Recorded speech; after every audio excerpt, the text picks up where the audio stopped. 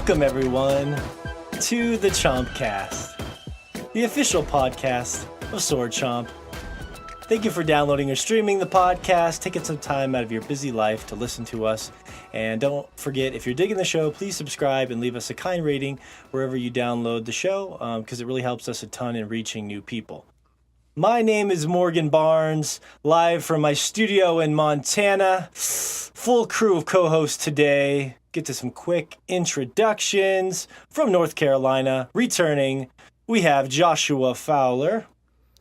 Hello. Hello, hello. And from, is it Obu, Japan? Chita. Oh, right. We have Shea Layton. Chita. Yeah, I'm here. Hey. Cheetah. And returning to his homeland after the vacation and our podcast last week, his homeland of Texas, we have Anthony Wayne Fisher. Caw. All right. That must be that rum that you showed us talking a little bit, Fish. What was you had a big old bottle of rum there, didn't you? Yeah, it's a spice dark rum. Never tried it before, and the label looked cool on it, so I gave it a whirl, and it's pretty damn good with Dr. Pepper. That's true. If you're having a late night, you need something to get you in the mood. Crack into some Kraken spiced rum. Kraken. We're here for you. Are you a spokesperson for a Kraken? What the fuck? I'm trying to be. I'm trying to get a sponsorship right now. That's pretty good. We do need some money. Kraken. Try and say it with an accent, Shay. Crack into some Kraken. Because Crack into some the first Kraken. thing everyone thinks when they hear rum is Scotland. Yeah. Crack into some Kraken. I see that rum bottle all the time, Fish. It's, fuck. pretty... I'm too sober for this. Yeah. Fish, I need a crack into some Kraken. Fish is not known for drinking on the podcast, so I'm excited to see how this turns out. We actually had some requests for an E3 prediction show, so we're going to do it. We've never done one of these. It's a first for us, but it should be a lot of fun. It's probably going to be a pretty girthy show because we have not talked to each other for several weeks. So strap in. It's going to be a good time. We are going to run down our top 3 E3 predictions for each of us and just have some discussions about the show in general. And then, of course, at the end of the show, we'll catch up with the crew, check in with everybody, our busy lives, and all the video games we have had time to indulge in. So it should be a good time. And this is kind of a first for us because, see, this is how you throw me off in the show, Josh. Every time we have some sort of weird innuendo, like my little girthy thing, instead of bringing it up on the show, Josh messages us, and then I get distracted because I see all these things popping up about girthy and strap-ons, and God damn it, Josh, it throws me off. Well, someone needs to just put you in your place, and yeah. Well, that's fine. Keep you from feeling too serious with yourself. Right before you take a girthy strap on. Please, You don't slide want to into some lube. You don't want to be too serious in that Astroglide. sort of situation. You'll tense up. You'll be ripping. Just... No, tearing. Tearing is not a pretty thing. Astroglide. Slide into the hole of pleasure. Well, that's debatable. I don't know if we really want to have sponsorships from alcohol and Astroglide at the same time. It might be sending the wrong message. Might mix them up. Yeah. Honey, where'd all the Astroglide go? I drank it. It's a chaser. I don't know, Josh. We could be a down-to-earth podcast. I mean, that's who we're appealing to. It's a more modern, down-to-earth, level of nerd culture, and everyone drinks rum and everyone uses Astroglide. So, yes.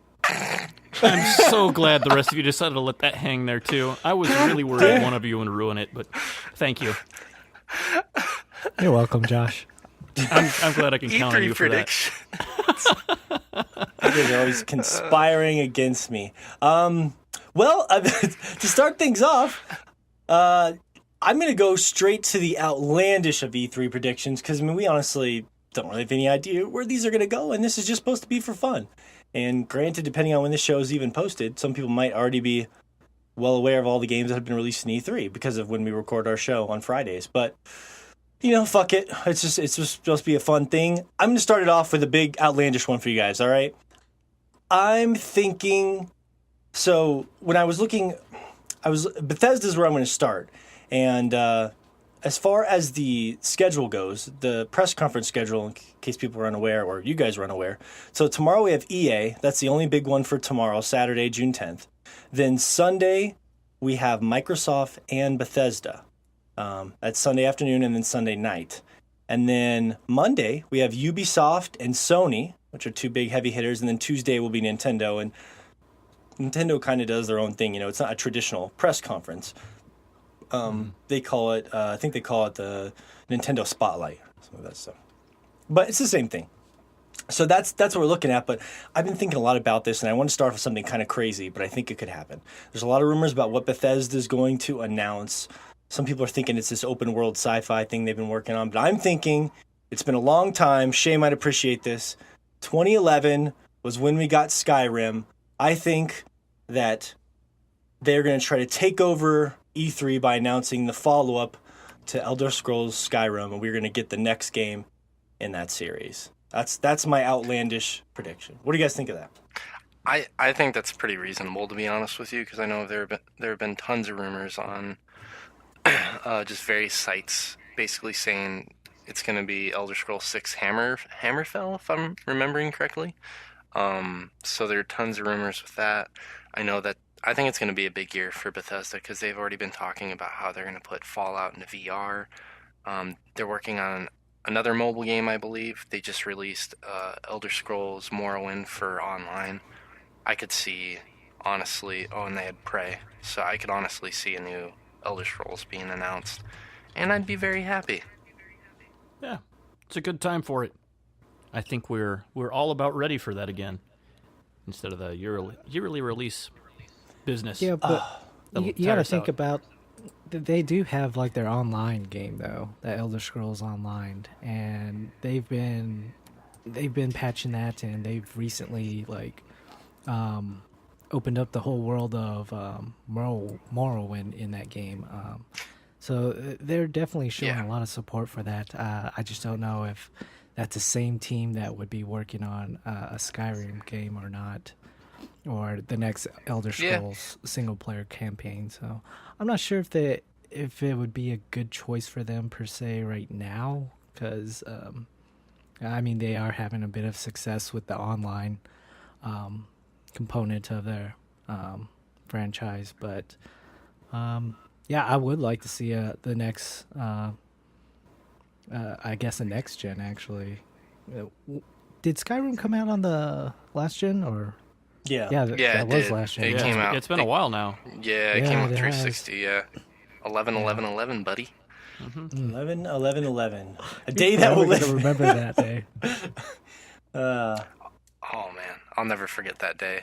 Like taking a week off of work just to sit in my undies and fucking eat pizza every day and just play that game. It's beautiful. It was marvelous.